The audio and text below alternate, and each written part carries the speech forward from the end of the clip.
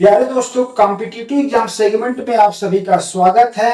आज हम इस सेशन में 42वां संविधान संशोधन अधिनियम 1976 के बारे में अध्ययन करेंगे। 42 कॉन्स्टिट्यूशन अमेंडमेंट एक्ट 1976 42वां संविधान संशोधन 1976 में लाया जाता है। हम देखेंगे कि इस संविधान संशोधन के माध्यम से संविधान में क्या क्या परिवर्तन किए गए थे, किन किन प्रावधानों को परिवर्तित किया गया, किन नए प्रावधानों को शामिल किया गया, पूरा हम डिटेल से चर्चा करेंगे। और यहाँ पर जो टॉपिक है आएगा उससे रिलेटेड अन्य जो बातों को भी विस्तार से समझेंगे, जिससे कि जो आगामी पीसीएस का पेपर है यूपी पीसीएस का, उसमें भी आपको ध्यान में रखते हुए हम इस सेशन को लाए हुए हैं। ठीक है दोस्तों, आते हैं, हम शुरुआत करते हैं 42वां संविधान संशोधन अधिनियम 1976।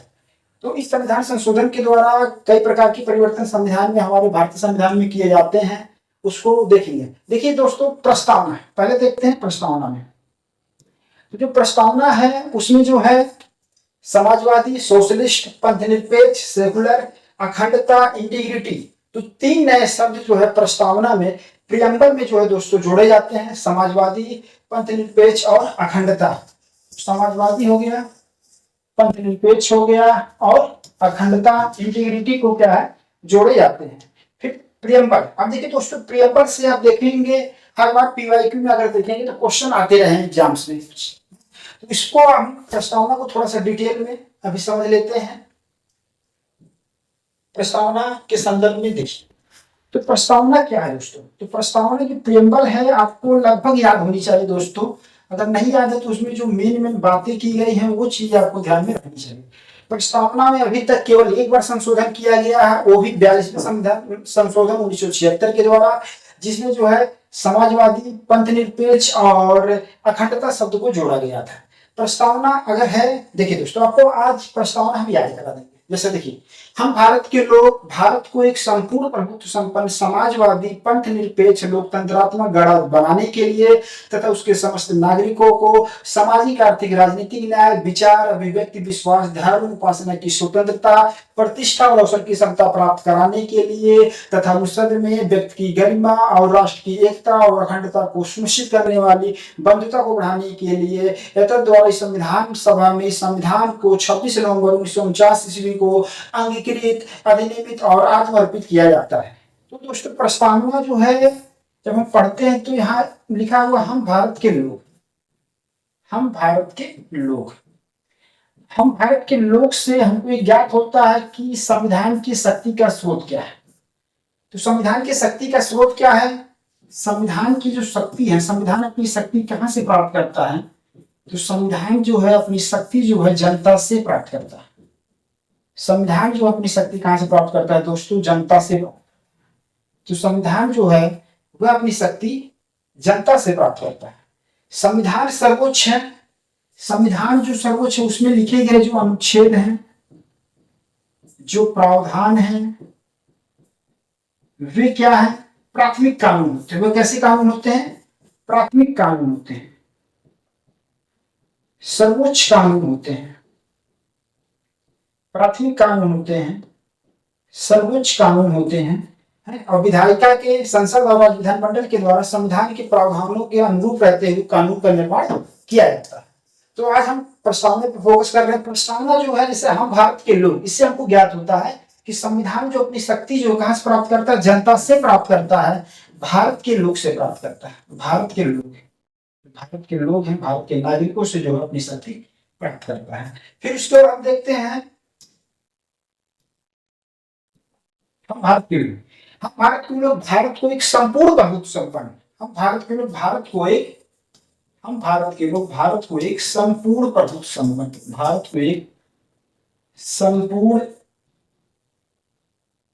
प्रभुत्व संपन्न, संपूर्ण प्रभुत्व संपन्न समाजवादी, पंथनिरपेक्ष,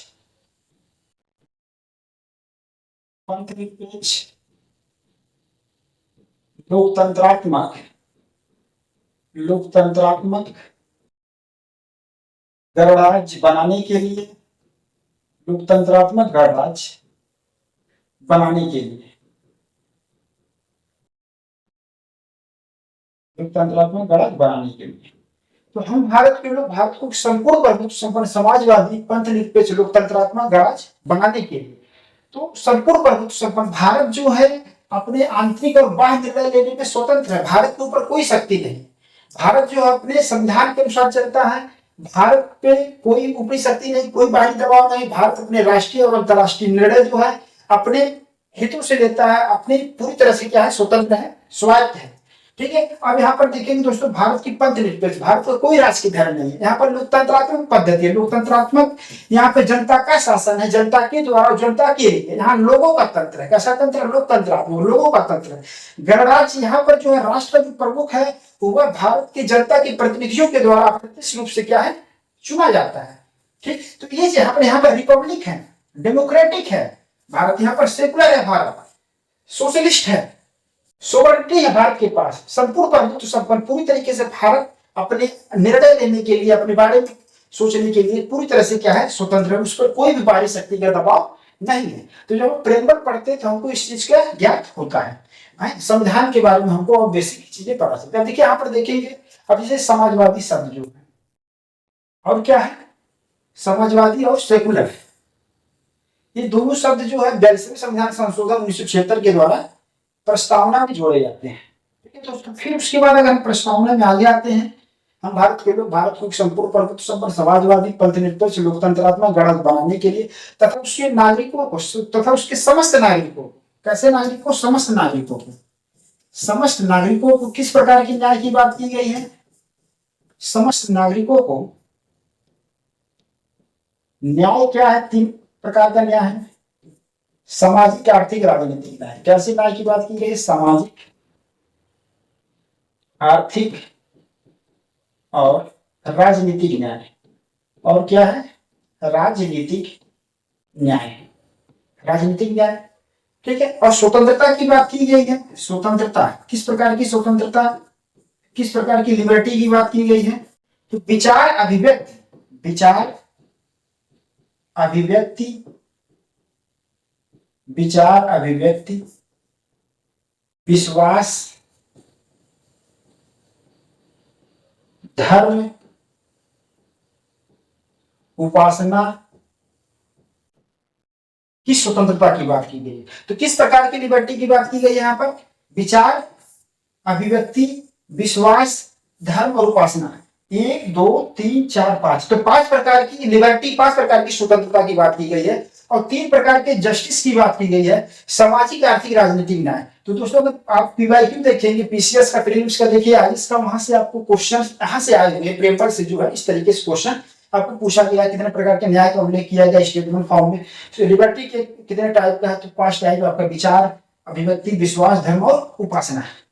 तो हम भारत के लोग भारत को एक संपूर्ण प्रभुत्व संपन्न समाजवादी पंथ निरपेक्ष लोकतंत्रात्मक गणराज्य बनाने के लिए तथा उसके समस्त नागरिकों को सामाजिक, आर्थिक, राजनीतिक न्याय, विचार अभिव्यक्ति, विश्वास, धर्म, उपासना की स्वतंत्रता और प्रतिष्ठा और अवसर की समता प्राप्त कराने के लिए, प्रतिष्ठा और अवसर की समता प्राप्त कराने के लिए, प्रतिष्ठा और अवसर की समता प्राप्त कराने के लिए,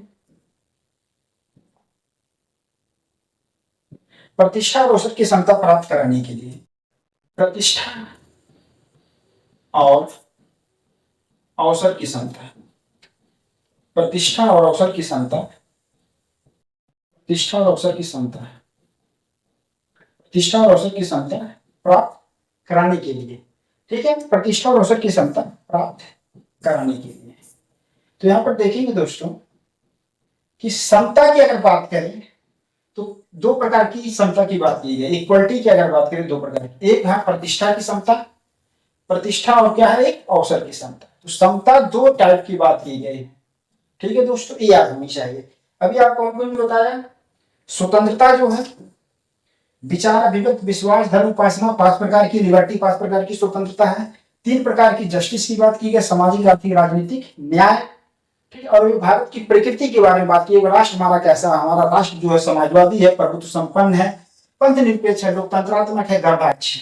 ठीक है दोस्तों। फिर आते हैं हम प्रतिष्ठा और अवसर की समता प्राप्त कराने की, तथा उन सर्व में व्यक्ति की गरिमा, तथा उन सर्व में व्यक्ति की गरिमा, व्यक्ति की गरिमा और राष्ट्र की एकता और अखंडता को और राष्ट्र की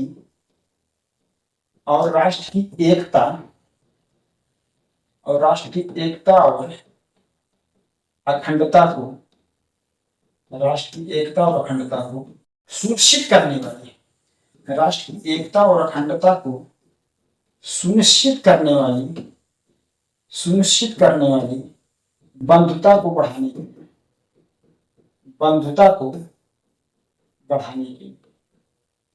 ठीक है दोस्तों।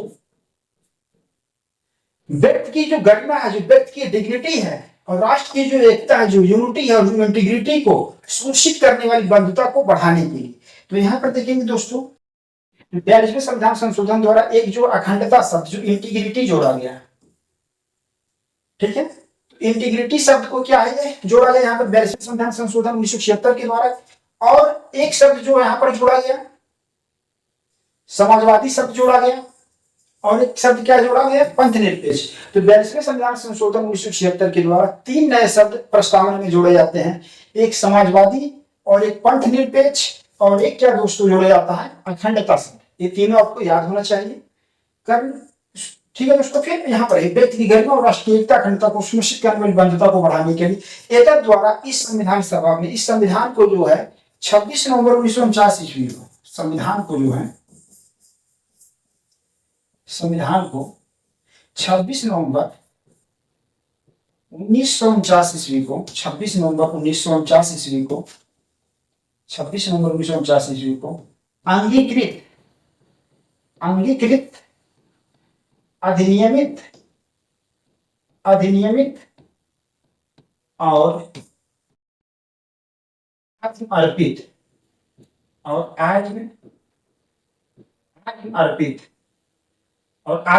किया जाता है। यहाँ पर आत्मर्पित किया जाता है, ठीक है दोस्तों।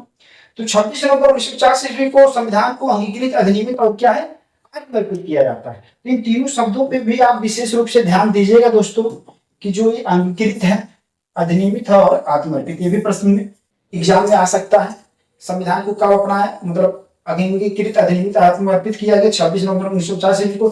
संविधान हमारा लागू कब हुआ, तो हमारा लागू संविधान होता 26 जनवरी 1950 को लागू होता है। तो ये दोस्तों हम प्रस्तावना से संबंधित जो बेसिक बातें थी वो हमने बताया। जैसे हमारे 42वें संविधान संशोधन 1976 के द्वारा समाजवादी, पंथनिरपेक्ष और अखंडता शब्द को जोड़ा जाता है, इसलिए यहाँ पर हमने प्रस्तावना का जिक्र कर दिया। और अगर स्टेटमेंट फॉर्म में आ जाए कि संविधान में प्रस्तावना को कितनी बार संशोधन किया गया, तो प्रस्तावना को केवल एक बार संशोधन किया गया है, वो भी 42वें संविधान संशोधन 1976 के द्वारा, और 3 नए शब्द जोड़े गए हैं, समाजवादी, पंथनिरपेक्ष और अखंडता शब्द को जोड़ा गया है, ठीक है दोस्तों। अब आते हैं हम अपने मेन पर्पज पे। मेन हमारा पर्पज यही था, 42वें संविधान संशोधन 1976 की बात करना था। प्रस्तावना को हमने डिटेल में देख लिया। यहाँ से आपको क्वेश्चन जो एग्जाम में आते ही हैं। अब आते हैं किस नए भाग को जोड़ा गया था। तो 2 नए भाग जोड़े गए थे 42वें संविधान संशोधन अधिनियम 1976 के द्वारा। एक नया भाग 4 आता है, इसमें हमको देखते हैं किसका उल्लेख है, मौलिक कर्तव्य, जो फंडामेंटल ड्यूटीज है उसका उल्लेख है। मौलिक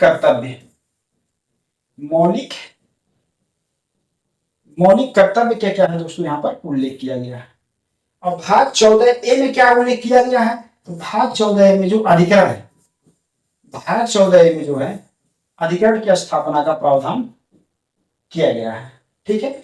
अब भाग 4A में मौलिक कर्तव्य जोड़े गए और इसके लिए एक नया अनुच्छेद लाया जाता है 51A। एक नया अनुच्छेद क्या आता है, 51A।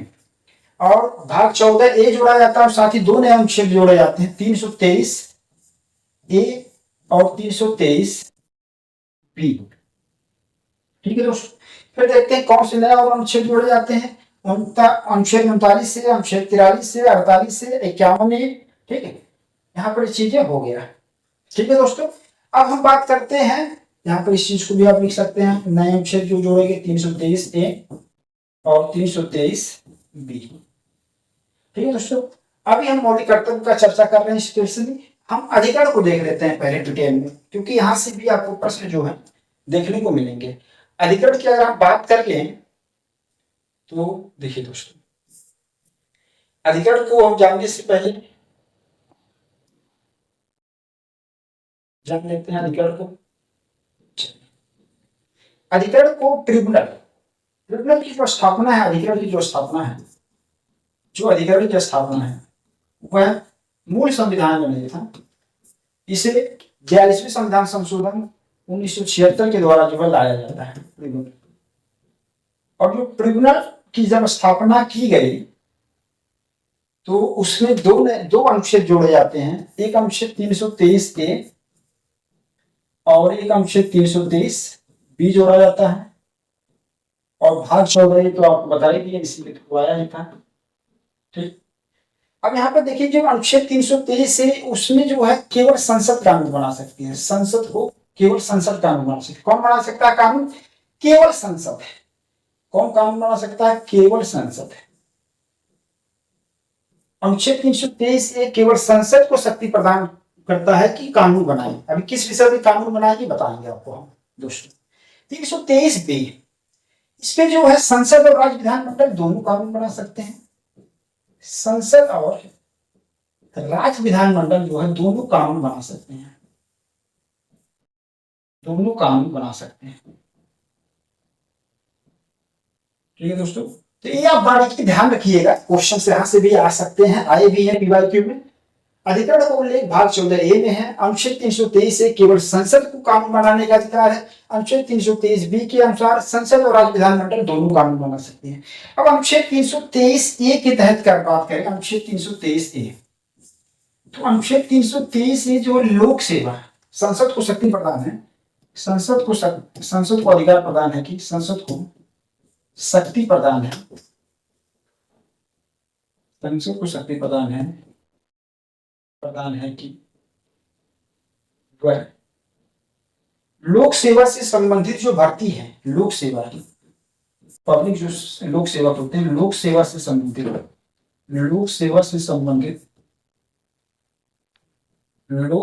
संबंधित भर्ती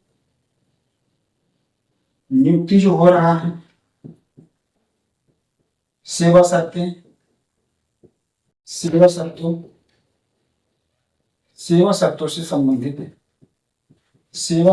से संबंधित उत्पन्न विवाद के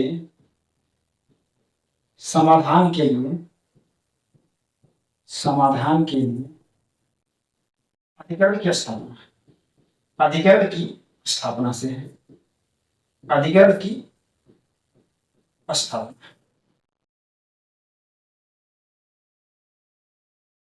ठीक है दोस्तों। 323 से संसद को शक्ति प्रदान करता है कि वह लोक सेवा, जो लोक सेवक हमारे हैं, जो लोक सेवक है, जो केंद्रीय जो सेवा के अंतर्गत है, राज्य सेवा के अंतर्गत जो है, जो सेवक है, मान लीजिए लोक सेवा आयोग, मान लीजिए केंद्रीय लोक सेवा आयोग जो है, यूपीएससी आयोग जो है, और जो केंद्रीय संस्थान है, राज्य के जो संस्थान, सरकारी संस्थान है, जो सार्वजनिक प्राधिकरण है, वहां पे जो भी लोक सेवक, जो भी पब्लिक सर्वेंट मतलब अपॉइंटमेंट है, जो रिक्रूटमेंट हो रहा है, जो टर्म एंड कंडीशन है, अपॉइंटमेंट से रिलेटेड कोई भी अगर कोई समस्या आती है, कोई लोक सेवक उससे पीड़ित है, तो जो है वह ट्रिब्यूनल में, अधिकरण में आएंगे, वहां पर बातों को रखेंगे और अधिकरण के द्वारा जो है सभी पक्षों को सुनने के बाद निर्णय दिया जाएगा। तो अनुच्छेद 323A में हमने समझ लिए, इसका मतलब केवल संसद को यह पावर दिया गया है। देखिए यहाँ पर केवल संसद को पावर दिया गया है कि वह भारत में लोक सेवक से संबंधित जो भर्ती है, नियुक्ति, सेवा शर्तों से संबंधित उत्पन्न विवादों के समाधान के लिए अधिकरण की स्थापना करें, ट्रिब्यूनल की स्थापना करें। तो अनुच्छेद 323A की शक्ति का प्रयोग करके संसद कैट, सैट और जेट की स्थापना करता है। कैट क्या है? Central administrative tribunal. क्या है दोस्तों कैट? सेंट्रल एडमिनिस्ट्रेटिव ट्रिब्यूनल, केंद्रीय प्रशासनिक अधिकरण। लिख लेते हैं दोस्तों इसको हम, केंद्रीय प्रशासनिक अधिकरण, केंद्रीय प्रशासनिक अधिकरण। ठीक है दोस्तों, समझ में आ रहा है आप लोग को? चलिए धीरे चल रहे हैं हम। सैट स्टेट एडमिनिस्ट्रेटिव ट्रिब्यूनल क्या होगा? स्टेट एडमिनिस्ट्रेटिव ट्रिब्यूनल राज्य प्रशासनिक अधिकरण है। ठीक है दोस्तों, राज्य प्रशासनिक अधिकरण, जो राज्य प्रशासनिक अधिकरण है उनकी स्थापना की बात होता है। अब राज्य प्रशासनिक अधिकरण स्टेट एडमिनिस्ट्रेटिव ट्रिब्यूनल की स्थापना संसद कब करेगा? अगर कोई राज्य सरकार, राज्य विधानमंडल यह अनुरोध करता है कि हमारे जो लोक सेवक, राज्य प्रशासनिक लोक सेवक के अंतर्गत जो हमारे प्रशासन के अधिकारी हैं और जो राज्य के अधीन जो सेवा सृजित किया गया है, वहां रिक्रूटमेंट से रिलेटेड, नियुक्ति और सेवा शर्तों से रिलेटेड कोई उत्पन्न विवाद होता है, उसके समाधान के लिए आप हमारे लिए क्या करिए? एक राज्य प्रशासनिक अधिकरण की स्थापना कर दीजिए। तो संसद जो कानून बनाकर सेट की स्थापना स्टेट एडमिनिस्ट्रेटिव ट्रिब्यूनल जो है बना देगा। अब फिर जेड क्या है? Z joint administrative tribunals. ये जो 2 से अधिक राज्य ये कहते हैं कि हम लोगों के लिए एक सम्मिलित प्रशासनिक अधिकरण बना दीजिए, तो संसद के द्वारा कानून बनाकर ज्वाइंट एडमिनिस्ट्रेटिव ट्रिब्यूनल बना दिया जाएगा। तो ये हो गया संयुक्त प्रशासनिक अधिकरण। क्या हो गया दोस्तों? संयुक्त प्रशासनिक अधिकरण। ठीक है दोस्तों, तो ट्रिब्यूनल में मैंने 323A के बारे में बात किया अभी तक दोस्तों। 323A के तहत केवल संसद ही कानून बना सकती है और कोई नहीं। संसद जो है भारत में लोक सेवा से संबंधित जो सार्वजनिक पदाधिकारी हैं, जो सार्वजनिक संस्थाएं, वहां पर जो नियुक्त पदाधिकारी गण जो सेवक हैं, उनके नियुक्ति, सेवा शर्तों से संबंधित कोई विवाद उत्पन्न होता है, भर्ती से रिलेटेड कोई समस्या आती है, उसके समाधान के लिए अधिकरण ट्रिब्यूनल की स्थापना की बात की गई है। ठीक है दोस्तों, फिर अब आते हैं 323B। अब 323B के तहत संसद और राज्य विधानमंडल दोनों को कानून बनाने का अधिकार है। तो एक कानून के विषय क्या, किन किन विषयों पे कानून बनाएंगे, उस पर हम बात कर लेते हैं नेक्स्ट स्लाइड में। यहां पर नेक्स्ट स्लाइड में बात कर लेते हैं दोस्तों। देखिए नेक्स्ट स्लाइड में बात करते हैं 323B। 323B के तहत संसद भी बनाएगा कानून, पार्लियामेंट के द्वारा भी कानून बनेगा, राज्य विधानमंडल स्टेट लेजिस्लेचर के द्वारा भी कानून बनाया जाएगा, राज्य विधानमंडल के द्वारा भी कानून बनाया जाएगा। अब कानून के विषय क्या होंगे? तो इन जो है पार्लियामेंट अपने अधिकार क्षेत्र के अंतर्गत, राज्य विधानमंडल जो अपने अधिकार क्षेत्र के अंतर्गत कानून बनाएंगे। वो कानून के विषय क्या, किन विषयों पे कानून बनाएंगे? अगर हम विषय की बात करें तो हमारी कर संग्रह है, कर मान लीजिए लगाना है, राजस्व जो एकत्रण है, मान लीजिए कर राजस्व जो संग्रहण की बात करते हैं, इससे रिलेटेड अगर कोई बात कानून है, कर लगाना, कर राजस्व संग्रह की बात आती है। फिर देखते हैं जो भूमि सुधार है, लैंड रिफॉर्म की बात करें, अगर भूमि सुधार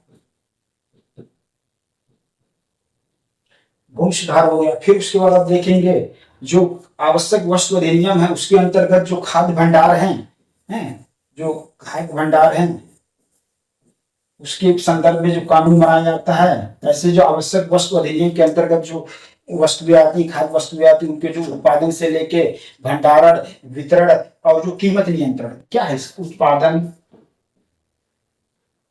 उत्पादन हो गया, कीमत नियंत्रण हो गया, वितरण हो गया, तो पूरा जो है इससे रिलेटेड जो है अधिकरण की स्थापना किया जाए। जैसे खाद्य भंडार का उत्पादन करना, उसकी कीमत नियंत्रण, वितरण की बात करेंगे। कीमत नियंत्रण मतलब आवश्यक वस्तु अधिनियम जो है, इसके तहत सरकार जो है बाजार मूल्य को क्या है निर्धारित करती है, बाजार मूल्य को नियंत्रित करती है। तो लैंड रिफॉर्म हो गया। फिर देखेंगे जो इंडस्ट्री है, जो लेबर है, इंडस्ट्री से रिलेटेड कोई कानून बना सकती है। श्रमिक जो लेबर है, श्रमिक से रिलेटेड कानून, जो श्रम है, लेबर्स हैं, ठीक है। उसकी और जो संसद और राज्य विधानमंडल, संसद के निर्वाचन से संबंधित कानून, संसद के निर्वाचन, राज्य विधानमंडल के निर्वाचन से संबंधित, राज्य विधान मंडल के निर्वाचन से संबंधित। तो राज्य विधानमंडल के जो निर्वाचन से संबंधित अगर कोई विवाद उत्पन्न होता है, तो उस विवाद के समाधान के लिए जो है से संबंधित किसी भी विषय पे क्या अधिकरण की स्थापना किया जाएगा, ठीक है। मान लीजिए नगरीय क्षेत्र में अधिकतम भूमि, नगरीय क्षेत्र से रिलेटेड कोई कानून है, नगरीय क्षेत्र में जो है अधिकतम भूमि अधिकतम भूमि संबंधी अधिकतम भूमि अधिकार संबंधी कानून बना सकता है। ठीक है दोस्तों, तो ये हो गया चीजें, ऐसे और भी विषय हैं, आपको इतना आइडिया होनी चाहिए कि इस इन सब ऐसे विषयों से रिलेटेड जो अधिकरण है, ट्रिब्यूनल का स्थापना किया जाएगा पार्लियामेंट के द्वारा और स्टेट लेजिस्लेचर के द्वारा अपनी सीमा, अपने अधिकार क्षेत्र में रहते हुए ऐसे विषयों से रिलेटेड जो है अधिकरण की स्थापना करेंगे। उद्देश्य यही है कि जो उच्चतम न्यायालय पे जो केस का दबाव है उसको कम किया जाए और जो अन्य विषय है उससे जो है न्यायालय के पे जो दबाव है उसको कम करके ट्रिब्यूनल के माध्यम से जो है न्याय निर्णय दिया जाए। ठीक है, और न्याय में जो है और सहयोग होगा, जिससे लोगों को और भी शीघ्र न्याय मिल सकता है। ठीक है दोस्तों, फिर आपके हम आते हैं, तो अधिकरण हमको लग रहा है दोस्तों आपको समझ में आ गया होगा। देखिए यहाँ पर संविधान संशोधन के माध्यम से आया था, इसलिए हमने यहाँ पर थोड़ा सा जिक्र कर दिया।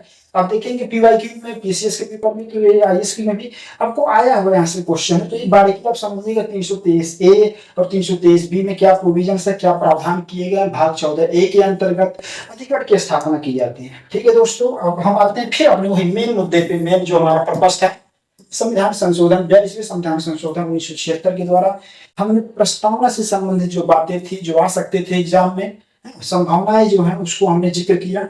फिर हमने भाग 14A अधिकरण को देखा, फिर यहाँ नए जो अनुच्छेद उसको थोड़ा सा देख लेते हैं, फिर आते हैं मौलिक कर्तव्य में। यहाँ पे देखेंगे जो अनुच्छेद 39A है, तो अनुच्छेद 39A में अगर दोस्तों देखेंगे तो इसमें किस चीज का प्रावधान किया गया है। इसमें अनुच्छेद 39A में जो है समान न्याय एवं निःशुल्क कानूनी सहायता की बात की, समान एवं निःशुल्क, समान एवं निःशुल्क, निःशुल्क मतलब निःशुल्क निःशुल्क विधिक सहायता की बात की गई है, विधिक सहायता। ठीक है, तो राज्य सरकार जो है, केंद्र सरकार जो है कानून व्यवस्था का ऐसा संचालन करे, कानून व्यवस्था का ऐसा निर्माण किया जाए, ऐसी व्यवस्थाएं बनाई जाए जिससे कि जो पीड़ित व्यक्ति उनको जो है शीघ्र न्याय मिल सके, है कम खर्च में मिल सके, निःशुल्क मिल सके। जो लोग कानूनी खर्च नहीं उठाने में सक्षम है उनको निःशुल्क विधिक सहायता प्रदान किया जाए न्याय मित्र के माध्यम से। तो ये सब चीजें जो है प्रोविजंस दिए गए, ये हमको नए अनुच्छेद के माध्यम से एक नया अनुच्छेद जोड़ा जाता है नीति निर्देशक तत्व में। नीति निर्देशक तत्व में एक नया अनुच्छेद 39A जोड़ा जाता है और इसमें प्रावधान किया जाता है समान एवं निःशुल्क विधिक सहायता का। फिर हम देखते हैं दोस्तों अनुच्छेद 43A में भी एक नया प्रावधान आता है नीति निर्देशक तत्व में। एक 43A में जोड़ा जाता है उद्योगों के प्रबंध में कर्मकारों का भाग लेना। क्या है, जो इंडस्ट्री है वो उसका मैनेजमेंट कर सकते हैं, जो वर्कर है वो भी प्रबंधन मतलब उद्योगों की स्थापना कर सकते हैं। ये सब प्रोविजंस दिए गए थे। तो उद्योगों के प्रबंध में कर्मकारों का भाग लेना, उद्योगों के प्रबंध में उद्योगों के प्रबंध में कर्मकारों का भाग लेना, कर्मकारों का भाग लेना, उद्योगों के प्रबंध में कर्मकारों का भाग लेना। ये जो अनुच्छेद 43A 43A के अंतर्गत किया गया नीति निर्देशक तत्व की पार्ट है। फिर देखते हैं ये जो है एक नया अनुच्छेद फिर जोड़ा जाता है 48A 48A। इसमें जो है पर्यावरण की जो है संरक्षण की बात की जाती है। ठीक है, पर्यावरण संरक्षण, ये जो पर्यावरण की संरक्षण है, पर्यावरण संरक्षण, जैव विविधता का संरक्षण किया जाए। ठीक है, एनवायरमेंट प्रोटेक्शन की बात की जाती है। जो वन्य जीव है, जो वाइल्ड लाइफ है, जो वन है, झील है, नदी है, एनवायरमेंट सब कुछ आ जाता है। पर्यावरण जैव विविधता जो है उसके प्रोटेक्शन की बात की जाती है, एनवायरमेंट प्रोटेक्शन की बात की जाती है दोस्तों। फिर आप देखेंगे 51A में जो है फंडामेंटल जो ड्यूटीज है, मौलिक कर्तव्य है, ये यहाँ पर हमने लिख दिया है 51A। अभी इस पर हम विस्तार से चर्चा करेंगे क्योंकि इसमें 11 मौलिक कर्तव्य की बात करेंगे। हालांकि जब ये लाया गया था तो 10 मौलिक कर्तव्य थे, फिर 86वें संविधान संशोधन 2002 के द्वारा 11वें नंबर का मौलिक कर्तव्य जोड़ा जाता है। सब हम विस्तार से चर्चा करेंगे। हमने 323A और 323B के बारे में जो प्रशासनिक अधिकरण थे उसकी हम बात कर चुके हैं। अब आते हैं हम मौलिक कर्तव्य को भी देख लेते हैं। तो मौलिक कर्तव्य के बारे में क्या क्या प्रोविजंस दिए गए हैं उन सब चीजों को हम देख लेते हैं। मौलिक कर्तव्य। तो मौलिक कर्तव्य में दोस्तों आपको देखिए, मौलिक कर्तव्य फंडामेंटल ड्यूटीज। तो फंडामेंटल ड्यूटीज में जो मौलिक कर्तव्य हमारे हैं, मौलिक कर्तव्य, मौलिक कर्तव्य,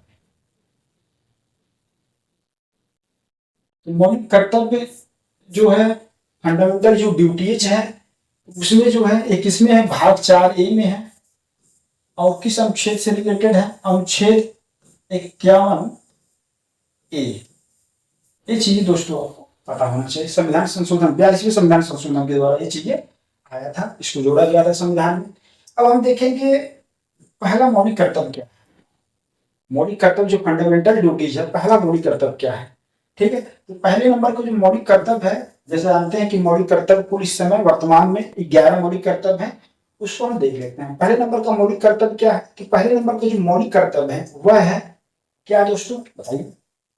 फंडामेंटल ड्यूटीज पहला क्या है, संविधान का पालन करें, उसके आदर्शों, संस्थाओं, राष्ट्रध्वज, राष्ट्रगान का आदर करें। पहला क्या है, संविधान का पालन करें, संविधान का पालन करें, संविधान का पालन करें,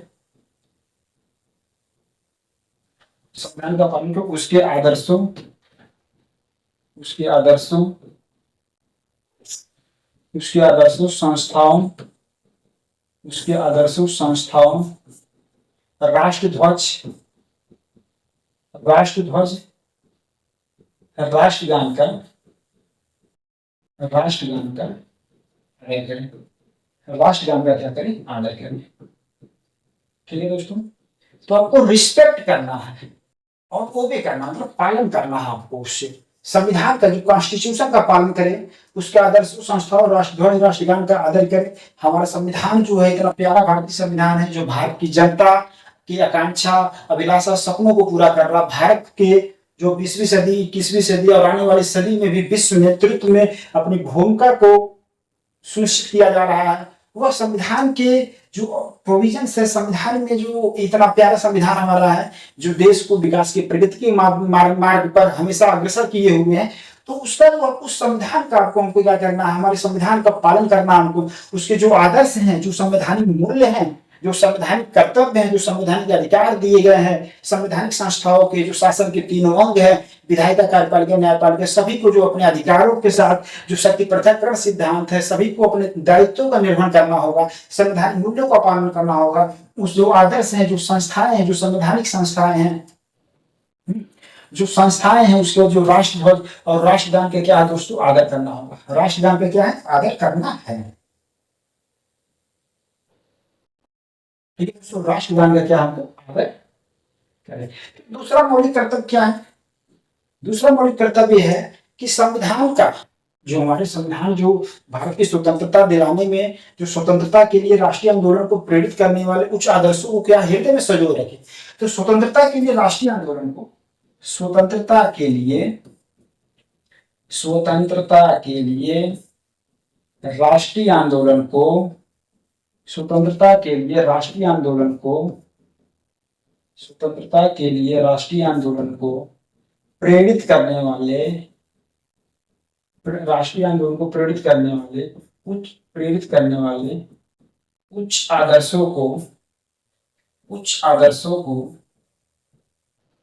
उच्च आदर्शों को हृदय में संजोए रखें, हृदय में, हृदय में संजोए रखें। हृदय में क्या करिए आप, संजोए रखें, मतलब उसको जो है आप भूल मत जाइए। भारत की स्वतंत्रता आंदोलन में जो बलिदान दिए गए, जो हमारे वीर जवान थे, हमारे जो भारत के लोगों ने इतने बलिदान दिया, भारत के जो बुद्धिजीवी वर्ग थे, भारत के जो महापुरुष थे, उनके द्वारा जो स्वतंत्रता दिलाने में इतनी जो प्रयास किए गए, अथक प्रयास किए हैं, तो उनको जो उनके जो विचार थे, जो स्वतंत्रता के लिए राष्ट्रीय आंदोलन को जो मोटिवेट कर रहे थे, जो भारत की स्वतंत्रता के लिए जो एक जान, एक जो मतलब कर्म के लिए जो प्रेरित कर रहे थे, ऐसे विचारों को, ऐसे आदर्शों को क्या है आपको हृदय में संजोए रखे, उसका पालन करिए। आपको देश को प्रगति के मार्ग पे ले जाना है। ठीक है दोस्तों, ये चीजें आपको यहाँ से ध्यान देना है। फिर तीसरे नंबर का मौलिक कर्तव्य क्या है, तीसरा मौलिक कर्तव्य दोस्तों है कि भारत की जो प्रभुता, एकता, अखंडता की रक्षा करें, उसे क्या करना है, अछूत रखना। भारत की प्रभुता, भारत की संप्रभुता, भारत की संप्रभुता,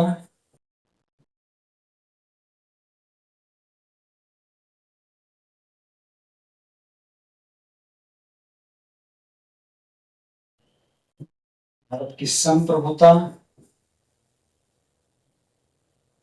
भारत की संप्रभुता, एकता, अखंडता की रक्षा करें, अखंडता की रक्षा करें और उसे अछूत रखें। और उसे क्या रखना है? अछूत रखना है। और उसे अछूत रखें, और उसे अछूत रखें। तो भारत की जो संप्रभुता है, जो सोवरेनिटी है, जो यूनिटी है, जो इंटीग्रिटी है, उसको हमको प्रोटेक्ट करना है, उसको अछूत रखना है, उसको हमेशा निरंतर जो है बनाए रखना, सतत रूप से बने रहना है। तो ये चीज है। तीसरा मौलिक कर्तव्य क्या है दोस्तों? भारत की जो संप्रभुता, एकता, अखंडता की रक्षा करे और उसे क्या है? अछूत रखे। फिर आते हैं दोस्तों नेक्स्ट पॉइंट पर, चौथे मौलिक कर्तव्य पे। चौथा मौलिक कर्तव्य क्या है दोस्तों? चौथा मौलिक कर्तव्य है देश की रक्षा करे और आह्वान किए जाने पर क्या है? राष्ट्र की सेवा करे। तो देश की रक्षा करें, देश की रक्षा करें, देश की रक्षा करें,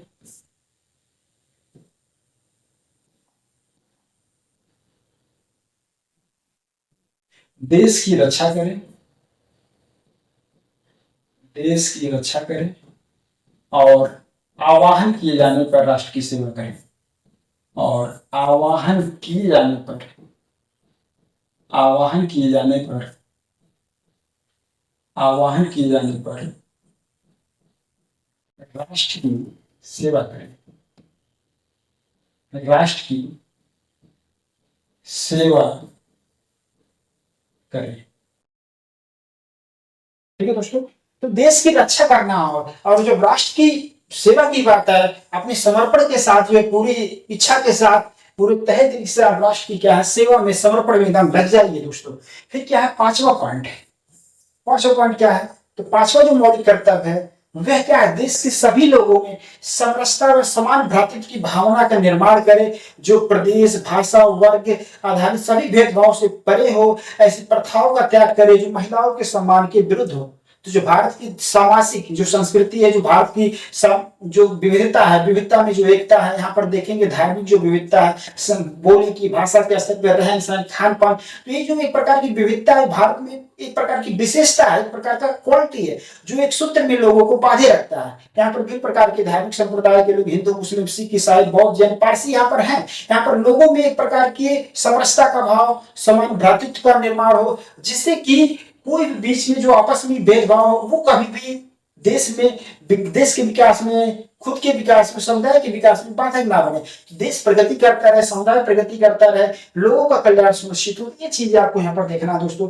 पांचवा मौलिक कर्तव्य है कि देश के सभी लोगों में, देश के सभी लोगों में, देश के सभी लोगों में, देश के सभी लोगों में समरसता, देश के सभी लोगों में समरसता एवं समान भ्रातृत्व की, समान एवं समान भ्रातृत्व की भावना का, समान भ्रातृत्व की, समान भ्रातृत्व की भावना का निर्माण करें, समान भ्रातृत्व की भावना का निर्माण करें, समान भ्रातृत्व की भावना का निर्माण करें, जो प्रदेश, वर्ग, भाषा या धर्म आधारित सभी भेदभाव से, धर्म आधारित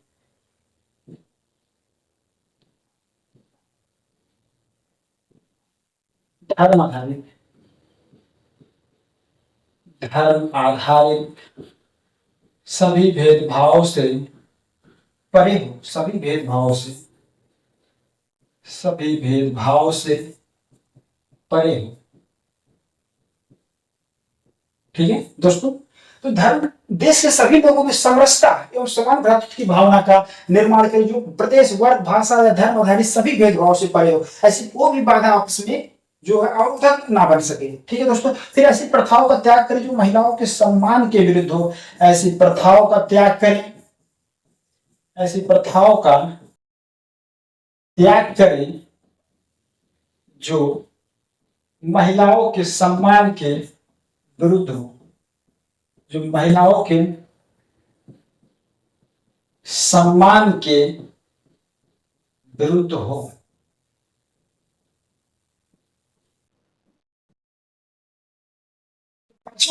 हमको ये सीख देता भारत के सभी नागरिकों को, क्या उन महिलाओं का सम्मान करे जो महिला सशक्तिकरण है, जो महिलाओं का विकास में, उनको जो विकास की मुख्य धारा में लाना, उनको अवसर देना, शिक्षा का अवसर, रोजगार का अवसर है। तो ये जो समानता की बात है, समता की बात है, ये हमको सिखाता है। यहाँ से ऐसी प्रथाओं का त्याग करें जो महिलाओं के सम्मान को, ऐसे कोई रीति रिवाज, ऐसे कोई भी धार्मिक अंधविश्वास, कोई भी रूढ़िवादिता जो महिलाओं के सम्मान को ठेस पहुंचाती है, उसको आप तुरंत अपने समाज से निकाल दीजिए, अपने आचरण विचार से उस चीज को निकाल दीजिए। ठीक है दोस्तों, यहाँ पर ऐसी प्रथा, ऐसे रीति रिवाज जो महिलाओं के सम्मान को ठेस पहुंचा रहे हो, सम्मान को विरुद्ध हो, तो ऐसे कोई भी कार्य है, कोई भी गतिविधि है, उसको क्या करना, पूरी तरीके से समाप्त कर दीजिए। वो चीज आपको पांचवें मौलिक कर्तव्य से बात की गई है दोस्तों। अब फिर हम आते हैं छठे मौलिक कर्तव्य। छठा मौलिक कर्तव्य क्या है? तो हमारी जो सामाजिक संस्कृति की जो गौरवशाली परंपरा की महत्व को क्या करना दोस्तों, समझना है। जो हमारा इतना विरासत है, सांस्कृतिक विरासत है, जो पुरातात्विक विरासत है, वो जो एक जो उसको महत्व को समझना, उसका हमको परिरक्षा करना, उसका हमको संरक्षण करना है। ठीक है दोस्तों, तो यहाँ पर हम छठा मौलिक कर्तव्य क्या है दोस्तों, यहाँ पर हमारा हो जाएगा हमारी सामाजिक संस्कृति की, हमारी सामाजिक संस्कृति की, हमारी सामाजिक संस्कृति की, हमारी सामाजिक संस्कृति की, हमारी सामाजिक संस्कृति की गौरवशाली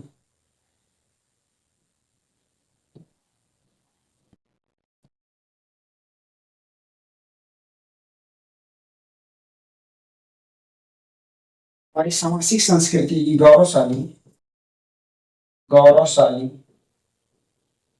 गौरवशाली परंपरा के महत्व को समझे, गौरवशाली परंपरा के महत्व को, गौरवशाली परंपरा के महत्व को समझे और उसका परिरक्षण करें, और उसका परिरक्षण करें, उसको सुरक्षा प्रदान करना है, उसका आपको देख रेख करना है। ठीक है दोस्तों, ये चीजें आपको है। हमारी जो कंपोजिट कल्चर है, उसकी जो गौरवशाली परंपरा, जो अतीत की जो परंपरा रही, उसके महत्व को आपको समझना है, अंडरस्टैंड करना है, अंडरस्टूड करना है। ठीक है, उसको प्रसार करना है, फिर उसका परिरक्षण करना है, आपको परिरक्षित करेंगे। ठीक है दोस्तों, तो उस चीज को हम कंपोजिट कल्चर की बात हो गई। फिर पॉइंट आता है नेक्स्ट,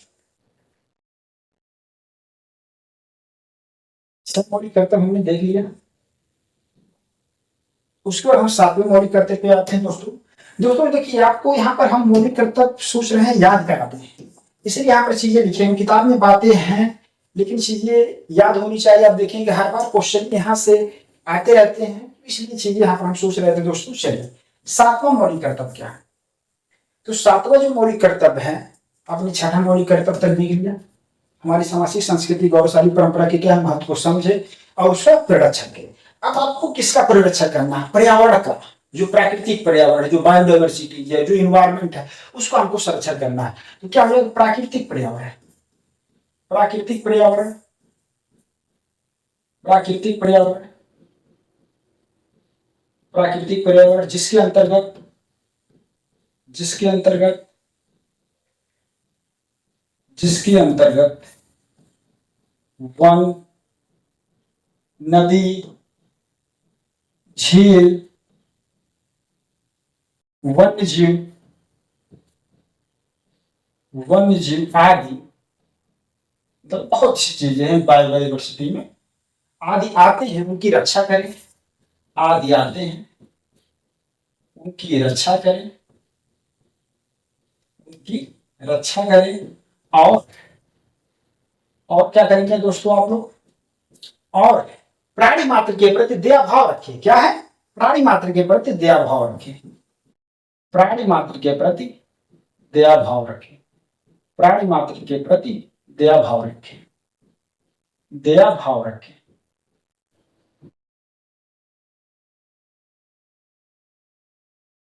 जब आपके अंदर करुणा की भावना होनी चाहिए, सहानुभूति समानुभूति की भावना होगी, जब आप पर्यावरण को, जब आप वृक्ष को सजीव समझेंगे, है एनवायरमेंट को एक सजीव के भांति व्यवहार करेंगे, हैं तो आप उसके साथ क्या है, आप पर्यावरण को संरक्षण करेंगे, जल संरक्षण करेंगे, हैं मृदा के संरक्षण की बात करेंगे, हैं वह प्रदूषण को कम फैलाएंगे, प्लास्टिक प्रदूषण कम फैलाएंगे। तो ये चीज आपको पर्यावरण को जब आप सजीव समझेंगे, एक जीवित कोई वस्तु संजीवित प्राणी समझेंगे आप, तो वो चीजें आपको वहां से फीलिंग वो लाना, आपको प्राणी मात्र के बाद दया भाव रखिए, आपको दयालुता की भावना, करुणा की भावना आपको अंदर लानी पड़ेगी नागरिकों को। तो प्राकृतिक पर्यावरण को, जिसके अंतर्गत वन नदी झील वन जीव आदि आते हैं, उनकी रक्षा करें, प्राणी मात्र के प्रति क्या है दया भाव रखें। ठीक है दोस्तों, फिर हम आते हैं 8वें मौलिक कर्तव्य पे। 8वां मौलिक कर्तव्य क्या है, वैज्ञानिक दृष्टिकोण, मानववाद तथा ज्ञान अर्जन की भावना जो होता है उसका क्या करना है, आपको डेवलप करना। तो वैज्ञानिक दृष्टिकोण, मानववाद, ज्ञान अर्जन की सुधार की जो भावना है उसको क्या करना, आपको अपने जीवन में बनाए रखना। तो यह वैज्ञानिक दृष्टिकोण, वैज्ञानिक दृष्टिकोण, वैज्ञानिक दृष्टिकोण, वैज्ञानिक दृष्टिकोण, ज्ञान अर्जन, वैज्ञानिक दृष्टिकोण, ज्ञान अर्जन, तो मानववाद, मानववाद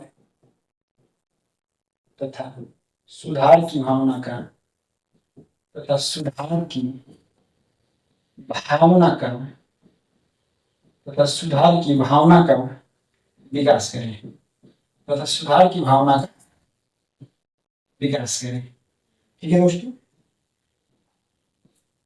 सुधार की भावना का क्या करना है, आपको विकास करें, सुधार की भावना का विकास करें। अब देखिए यहाँ पर दोस्तों, ये जो मौलिक कर्तव्य, जो फंडामेंटल ड्यूटीज है, क्या सुधार की भावना, मान लीजिए आप असफल हो रहे हैं अपने जो भी आपने गोल रखा है, जो भी आपने लक्ष्य निर्धारित किया है, तो उसमें आपको कहा गलती कर रहे हैं, उसमें आपको सुधारना, अपनी कमियों को ईमानदारी से मूल्यांकन करना है, रिफॉर्म लाना है। ये चीज आप तो आपको विकास के, आपको बेहतर करने की तरफ प्रेरित करेंगे। वैज्ञानिक दृष्टिकोण, वैज्ञानिक दृष्टिकोण मतलब आपका दृष्टिकोण तार्किक रूप से होना चाहिए, साइंटिफिक अप्रोच होना चाहिए।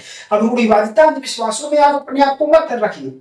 ठीक है दोस्तों, तो ये आपका साइंटिफिक तार्किक रूप से आप कोई चीजें बात करिए। ज्ञान अर्जन, आप हमेशा जो है ज्ञान अर्जन, आप ज्ञान की तरफ मतलब आइए। आप जो अधिकतम क्या है, निरंतर चलने वाली प्रक्रिया, ज्ञान क्या है, कभी खत्म नहीं होता। कोई भी आप एजुकेशन आदमी निरंतर लेता रहता है।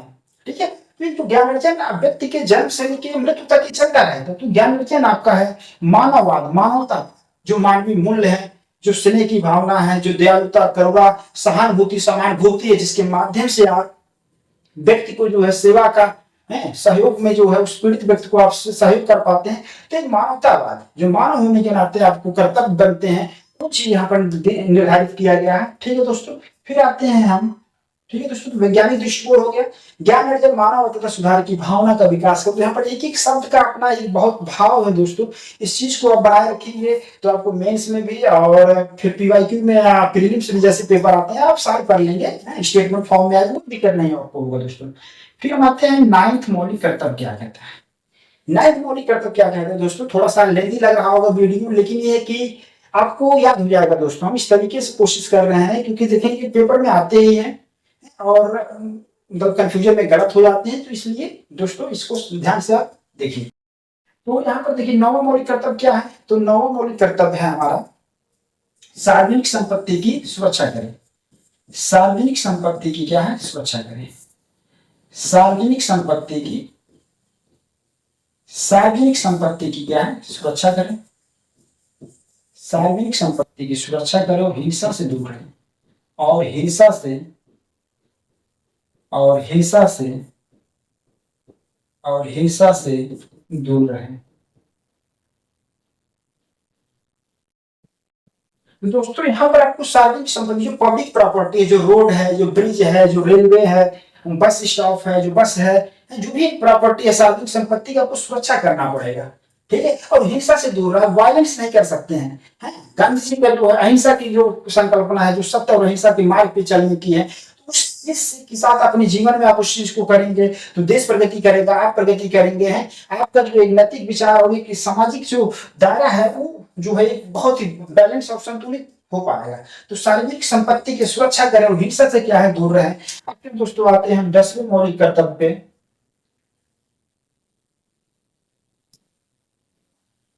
10वां मौलिक कर्तव्य क्या है? 9 मौलिक कर्तव्य हमने देख लिया दोस्तों। 10वां मौलिक कर्तव्य, इसके बाद एक और बचते हैं दोस्तों, हैं खत्म होने वाला है ये सेशन। 10वां जो मौलिक कर्तव्य है, तो 10वां मौलिक कर्तव्य क्या हो गया आपका? व्यक्तिगत एवं सामूहिक गतिविधियों के सभी क्षेत्रों में उत्कर्ष की ओर बढ़ने का प्रयास करें, जिससे राष्ट्र निरंतर बढ़ते हुए प्रयत्न से नई ऊंचाइयों और बुलंदियों को क्या है, छू सके। ये चीज आपको यहाँ पर है। तो व्यक्तिगत एवं सामूहिक गतिविधियों के, व्यक्तिगत एवं सामूहिक गतिविधियों के, व्यक्तिगत एवं सामूहिक, व्यक्तिगत एवं सामूहिक गतिविधियों के सभी क्षेत्रों में, व्यक्तिगत एवं सामूहिक गतिविधियों के सभी क्षेत्रों में उत्कर्ष की ओर, उत्कर्ष उत्कर्ष की ओर बढ़ने का, उत्कर्ष की ओर बढ़ने का प्रयास करें। आप निरंतर प्रगति करते जाइए, उत्कर्ष की ओर बढ़ने का, उत्कर्ष की ओर बढ़ने का, उत्कर्ष की ओर बढ़ने का प्रयास करें, जिससे राष्ट्र निरंतर बढ़ते हुए, जिससे राष्ट्र निरंतर बढ़ते हुए प्रयत्न से, निरंतर बढ़ते हुए प्रयत्न से नई ऊंचाइयों, नई ऊंचाइयों, नई ऊंचाइयों और बुलंदियों को छू सके, नई ऊंचाइयों और बुलंदियों को, नई ऊंचाइयों और बुलंदियों को छू सके। स्पर्श करना, आप सफलता को स्पर्श करना, छू सके। ठीक है दोस्तों, तो आपको मौलिक कर्तव्य में 10वां मौलिक कर्तव्य कहता है कि व्यक्ति जो है, व्यक्तिगत, यहां पर है दोस्तों व्यक्तिगत लगा लीजिए आप।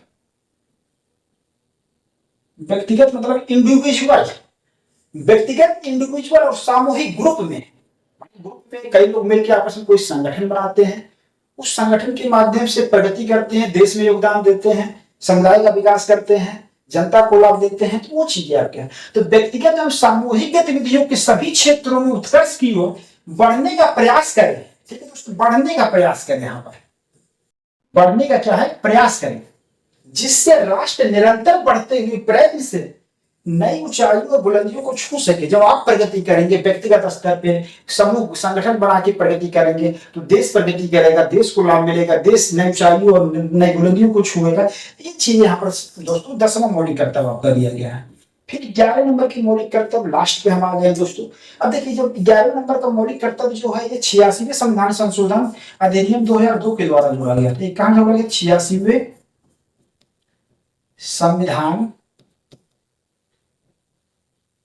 संशोधन अधिनियम, 86वें संविधान संशोधन अधिनियम, 86वें संविधान संशोधन अधिनियम 2002 के द्वारा इसको जोड़ा गया था। यहाँ इसलिए बताना जरूरी पड़ा क्योंकि ये जो अभी तक 10 मौलिक कर्तव्य थे, वो 42वें संविधान संशोधन अधिनियम 1976 के द्वारा आए थे। फिर 11वें नंबर पर जो मौलिक कर्तव्य है, फंडामेंटल जो ड्यूटीज है, उसको 86वें संविधान संशोधन अधिनियम 2002 के द्वारा जोड़ा गया था दोस्तों। तो क्या है इसमें लिखा गया है, 6 वर्ष की आयु से लेकर, 6 वर्ष की आयु से लेकर, 6 वर्ष की आयु से लेकर 14 वर्ष की आयु तक, 14 वर्ष की आयु तक के, आयु तक के बच्चों के,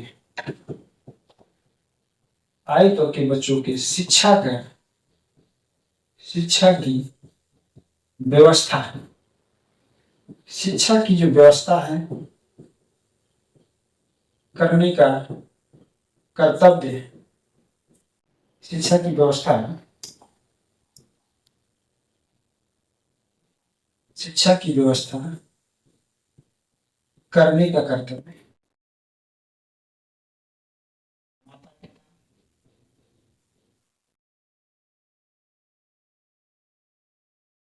अभिभावक, माता पिता या अभिभावक को, माता पिता या अभिभावक को है। ठीक है। तो अब जो प्राइमरी एजुकेशन है, जो सरकारी स्कूल हैं, जो सरकारी विद्यालय हैं, जो भारत सरकार के द्वारा, राज्य सरकार के द्वारा जो प्रयास किए जा रहे हैं, उसमें जो है आप सहयोग करेंगे। 6 से 14 वर्ष तक की आयु के बच्चों की शिक्षा की व्यवस्था करिए। आप मतलब शिक्षा देना है, सरकारी विद्यालय में दीजिए, प्राइवेट दीजिए, वो आपकी है, लेकिन ये है कि वो आपकी मर्जी है, लेकिन ये आप कर्तव्य है, आपका ड्यूटी बनता है। आप अभिभावक हैं, माता पिता है, अपने बच्चों को, भारत के प्रत्येक नागरिक के का यह कर्तव्य है कि अपने बच्चों को जो है प्राइमरी एजुकेशन, जो 6 वर्ष की आयु से लेकर 14 वर्ष की आयु तक के बच्चों को शिक्षा की व्यवस्था हर हालत में आपको उपलब्ध कराना है। ठीक है, और भी आप शिक्षा उपलब्ध कराइए, बच्चे का भविष्य उज्जवल करिए, ये आपके ऊपर है। लेकिन आपको कर्तव्य है कम से कम आपको 6 वर्ष की आयु से लेकर 14 वर्ष की आयु तक के बच्चों की शिक्षा की व्यवस्था का प्रबंध आपको करना होगा। तो दोस्तों, हमने 11 मौलिक कर्तव्य जो थे उसको देख लिए। हमको लग रहा है आपको लगभग याद हो गया होगा दोस्तों, है। ठीक है, अब उसके बाद हम आते हैं फिर नेक्स्ट पॉइंट पे। ये तो हमने आपको पीछे ही बता दिया है पहले स्लाइड में। समान न्याय और निःशुल्क विधिक सहायता, ये अनुच्छेद 39A है। कौन सा अनुच्छेद से रिलेटेड है? अनुच्छेद 39A। किस अनुच्छेद से रिलेटेड है? अनुच्छेद 39 से। अनुच्छेद 39A। ठीक है दोस्तों, इसलिए आते हैं जो अनुच्छेद है, जो संविधान में लिखी गई बातें हैं, जो प्रोविजन, वो क्या आते हैं? वो प्राथमिक कानून है, वो सर्वोच्च कानून होते हैं। संविधान सर्वोच्च है, उसमें लिखी गई बातें सर्वोच्च हैं, सर्वोच्च कानून है, वो प्राथमिक कानून होते हैं, वे मूलभूत कानून होते हैं। उसी के आधार पर पार्लियामेंट के द्वारा, राज्य विधानमंडल के द्वारा कानून बनाया जाता है, और उनके द्वारा बनाए गए कानून संविधान के अनुरूप होते हैं, संविधान के अनुरूप होने चाहिए। ठीक है दोस्तों, तो ये पावर है आपका संविधान का। तो संविधान जो है न्याय और निःशुल्क विधिक सहायता का प्रोविजन लाया गया अनुच्छेद 39A में। फिर देखेंगे उद्योगों के प्रबंध में कर्मकारों का भाग लेना, तो यह जो है अनुच्छेद 43 है। अनुच्छेद 43A में 43A में जो इसका उल्लेख किया गया है। पर्यावरण का संरक्षण करना है, संवर्धन करना, वन तथा वन जीवों की आपको रक्षा करना, जो बायोडाइवर्सिटी है, जो फॉरेस्ट है, जो आपका एनवायरमेंट का प्रोटेक्शन करना, उसको इनरिचमेंट करना है सब। तो ये सब चीजें आपको कहाँ पर है? अनुच्छेद 48 से है। अनुच्छेद 48A 48A में इसका जिक्र किया गया। फिर मौलिक कर्तव्य हमने बताया दिया आपको दोस्तों। एक नया भाग आता है, भाग 4A, और एक नया अनुच्छेद जोड़ा जाता है 51A। ठीक है, यहाँ पर अभी हमको पीछे आपको इसका स्लाइड में डिस्कस कर दिया हमने। फिर दोस्तों आते हैं यहाँ पर, देखिए 7वीं अनुसूची में परिवर्तन। जब 42वां संविधान संशोधन 1976 के द्वारा देखते हैं दोस्तों, ये सब राज्य सूची के विषय थे पहले।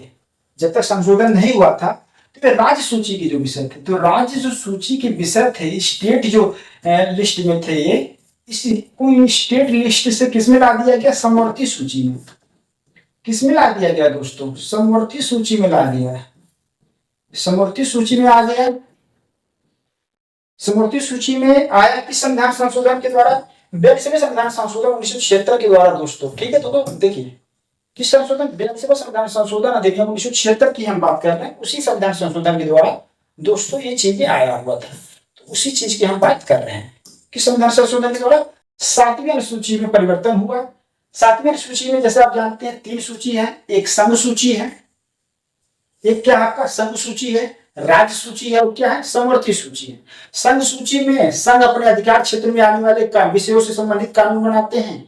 राज्य सूची में राज्य विषय के अंतर्गत आने वाले कानून राज्य विधानमंडल के द्वारा बनाया जाता है, और समवर्ती सूची में जो विषय होते हैं उसमें जो है संसद और राज्य विधानमंडल दोनों के द्वारा कानून बनाए जाते हैं, कानून लागू रहते हैं। लेकिन अगर राज्य के कानून में और संसद के द्वारा बनाए गए कानून में, राज्य विधानमंडल के द्वारा बनाए गए कानून और संसद के द्वारा बनाए गए कानून में कोई विरोधाभास होता है, तो संसद के द्वारा जो बनाए गए कानून है उसी को जो प्राथमिकता दी जाती है, वही पूरे देश में लागू होता है। तो अब समवर्ती सूची में जो प्रावधान, देखिए राज्य सूची से जो 5 विषय थे, पहला शिक्षा, दूसरा वन, तीसरा आपका वन्य जीव हो गया एवं पक्षियों का संरक्षण, चौथा आपका प्रशासन, और 5वां पॉइंट क्या है? नाप और तौल।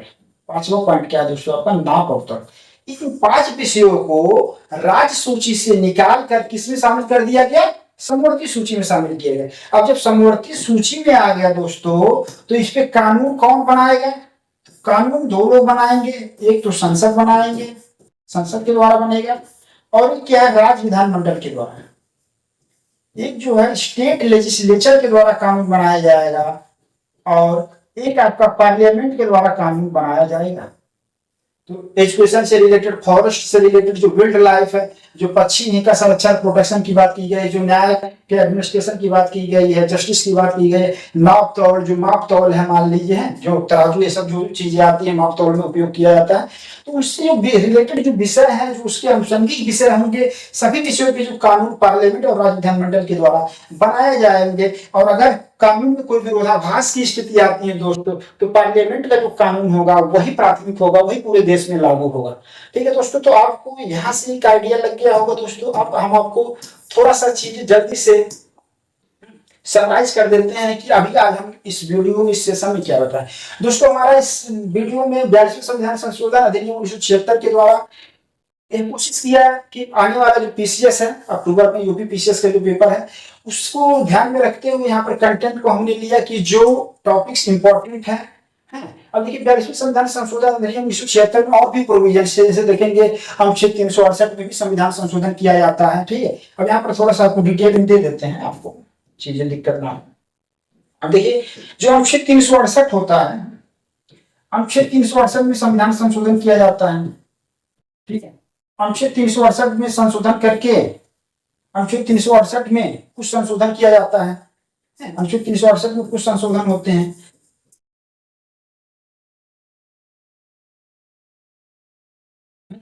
ये चीजें था। उसके बाद देखते हैं जो लोकसभा की कार्यकाल को कुछ समय के लिए बढ़ाने के बाद फिर राज्य विधानमंडल के संबंध में जो कानून कुछ चेंज किया जाता है। ठीक है, और भी जो है मान लीजिए इसमें 42वें संविधान संशोधन के द्वारा केंद्र की जो पावर को बढ़ाया जाता है। ठीक है, केंद्र की जो पावर को बढ़ाया जाता है। तो वो सब चीजें हैं हमारे और भी प्रोविजन से 42वें संविधान संशोधन के द्वारा। लेकिन जो हम वही टॉपिक लिए हैं, मतलब यहाँ पर आगे है कि 368 में संविधान संशोधन किया गया। फिर देखते हैं जब 44वां संविधान संशोधन आता है, 44वें संविधान संशोधन के द्वारा जो 42वें संविधान संशोधन की कुछ प्रावधान को क्या किया है, हटा दिया जाता है। जैसे हमारे लोकसभा के कार्यकाल को जो बढ़ा दिया जाता है। फिर उसके बाद 44वां संविधान संशोधन जो 44 आता है, 44वां संविधान संशोधन जो आता है, 44वें संविधान संशोधन के द्वारा जो है, 44वें संविधान संशोधन के द्वारा क्या किया जाता है, उसकी कुछ प्रावधानों को क्या किया जाता है, हटा दिया जाता है। ये सब चीजें है, मान लीजिए वो सब बात की चीजें हैं। लेकिन यहाँ पर जो प्रासंगिक है, मान लीजिए जो क्वेश्चंस आपके पीवाईक्यू में इस बार पीसीएस में आ सकते हैं, उसमें हमने 42वें संविधान संशोधन 1976 से रिलेटेड जो टॉपिक है, जो भी हॉट टॉपिक है, जो भी प्रोविजंस हैं, जो बातें इंपॉर्टेंट है, उसको हमने बताने की कोशिश किया और आपको याद भी कराने की कोशिश किया। एक बार हम जल्दी से आपको समराइज कर देते हैं दोस्तों। अभी तक हमने इस वीडियो में, इस सेशन में हमने यही बताया कि 42वें संविधान संशोधन अधिनियम 1976 के माध्यम से प्रस्तावना में 3 नए शब्द जोड़े जाते हैं: समाजवादी, सोशलिस्ट, पंथ निरपेक्ष, सेकुलर, अखंडता, इंटीग्रिटी। फिर नया भाग, 2 नए भाग का सृजन किया जाता है। भाग 4A, जो भाग 4A आता है, फिर उसमें मौलिक कर्तव्य का उल्लेख है और एक नया अनुच्छेद 51A जोड़ा जाता है। फिर एक नया भाग 14A जोड़ा जाता है और इसमें अधिकरण का उल्लेख किया जाता है। इसमें 2 नए अनुच्छेद 323A और 323B। फिर देखते हैं नया अनुच्छेद जो जोड़ा गया 39A के बारे में हमने बताया, समान न्याय एवं विधिक सहायता।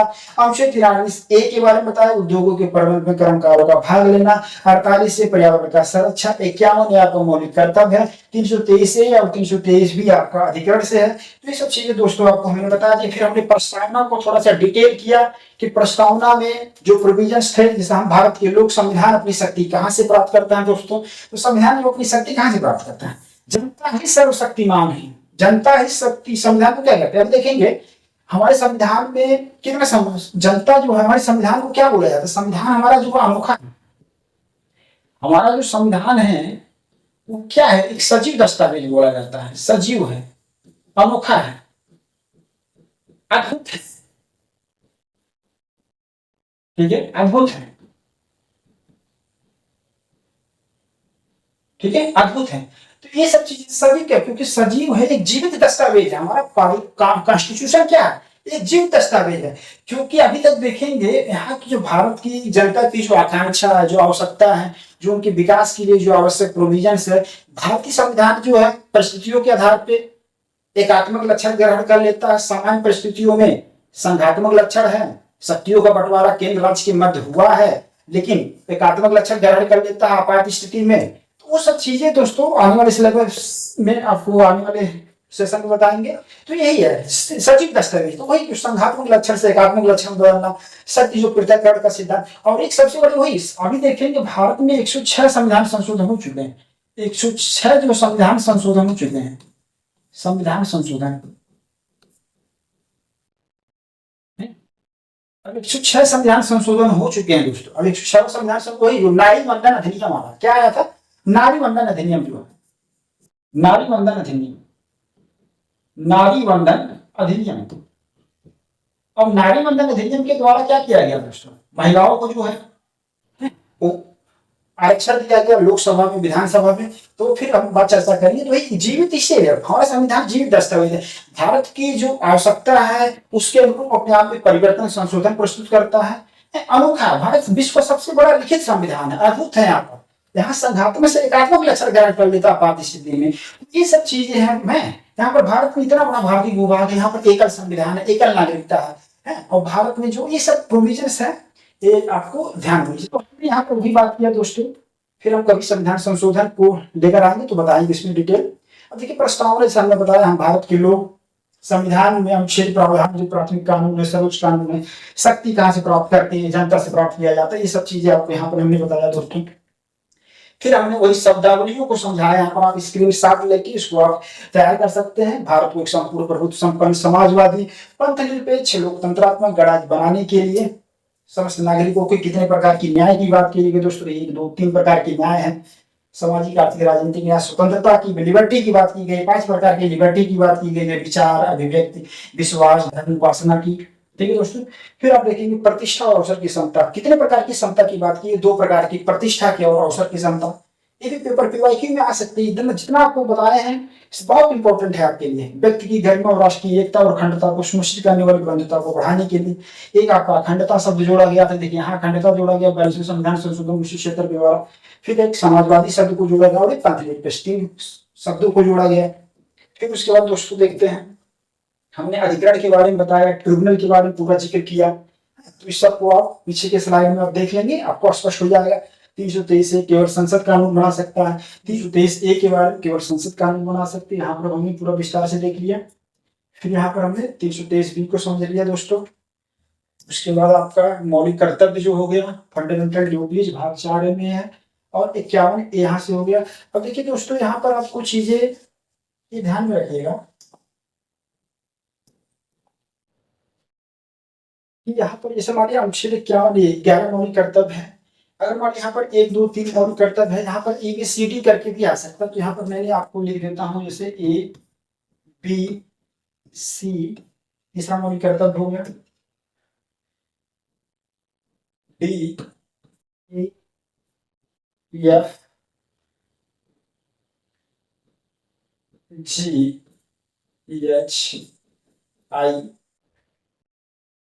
उसके बाद दोस्तों आपका J और K। तो यहाँ से इसको लिखने का उद्देश्य यही था दोस्तों, आपको इस एंगल से थोड़ा सा विचार जरूर करना होगा। देखिए अगर आ जाए प्रश्न मौलिक कर्तव्य है, पहला मौलिक कर्तव्य है, ऐसे भी आ सकता है प्रश्न 51A के B में किस मौलिक कर्तव्य का उल्लेख किया गया है बताइए। तो वहां कौन सा है? दूसरा मौलिक कर्तव्य A पहला है, B दूसरा, C तीसरा, D चौथा, E पांचवा मौलिक कर्तव्य है, F छठा मौलिक कर्तव्य। तो ऐसे भी आपको प्रिपेयर रहना है। वैसे आपको मोटा मोटा एक आइडिया होना चाहिए कि मौलिक कर्तव्य में किन किन बातों का उल्लेख किया गया है।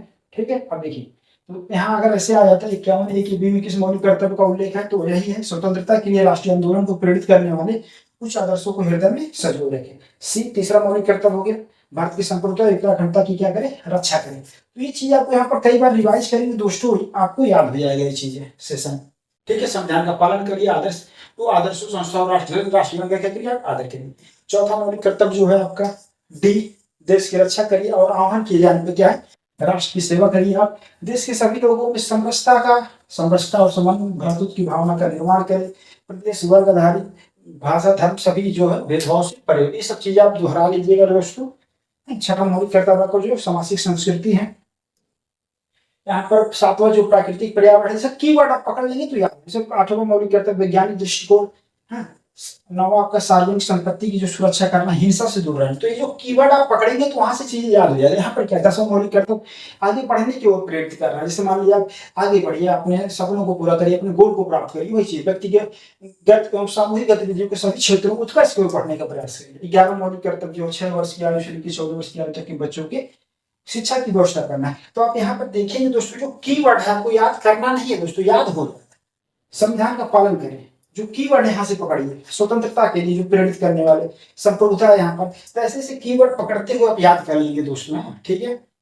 और उसके बाद आपको हमने यहाँ पर मौलिक कर्तव्य को बताया, ये भी चीजें हमने पीछे उल्लेख कर दी, किसके संक्षेप में आप दोहरा लीजिएगा बढ़िया से दोस्तों। फिर 7वें सूची में जुरा सूची के विषय को समवर्ती सूची में शामिल कर दिया गया, और फिर 5 विषय को समवर्ती सूची में, इस पे संसद भी, राज्य विधानमंडल भी कानून बनाएंगे। अगर कानून में कोई विरोधाभास रहता है तो पार्लियामेंट के कानून क्या है, मान्य होंगे, पूरे भारत में लागू होंगे। ठीक है दोस्तों, तो अब हम लगभग अब यहाँ पर बताया कि जैसे जो मेन प्रोविजंस थे जो आएंगे, इसमें 368 में भी संशोधन किया गया था 42वें संविधान संशोधन 1976 के द्वारा। फिर आगे की 44वें संविधान संशोधन के द्वारा जो थे प्रोविजंस को हटा दिया गया था। लेकिन जो हमने पहले बताया है पीछे की स्लाइड में, वो सब प्रोविजंस अभी भी भारत में वर्तमान में अवेलेबल है, उपलब्ध है संविधान में। तो वो सब चीजें हैं दोस्तों, चीजें कंप्लीट हो गया है। तो ठीक है दोस्तों, धन्यवाद वीडियो देखने के लिए, सेशन को। फिर नेक्स्ट वीडियो के साथ मिलते हैं, धन्यवाद।